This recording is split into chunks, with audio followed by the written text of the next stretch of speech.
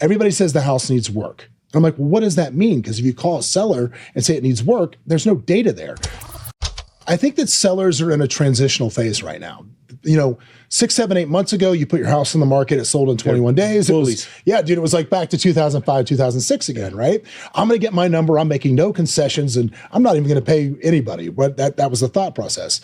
But now, as houses sit a little bit, and sit a little bit now is, 35 days. I get calls, God bless them. I'll get at least one call from one of my agents a week. And they'll say something like, can you please look at this listing? I don't know why it's not selling. What's wrong with it? And what's wrong with it? Yeah. And I'm like, okay. And I pull it up and I'm like, it's been on the market for 24 days. Like, a little bit of patience is fine. But I think that listing agents, and especially if you're somebody that doesn't do this a lot, you get your 1 or 2 listings a year, you need to understand that the best way to help your seller make decisions in a changing or fluid market is by providing them with data like we're trying to give you guys data right here.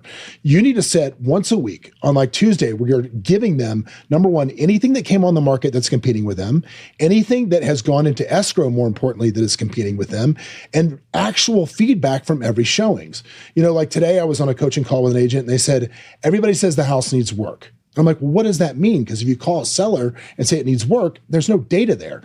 Does it need paint? Does it need flooring? Tell them exactly what it needs to be done. Because if you provide your sellers with real market data, as far as the market is speaking, it is a fluid, real thing, then they will be able to make better decisions about pricing, about concessions as they go forward.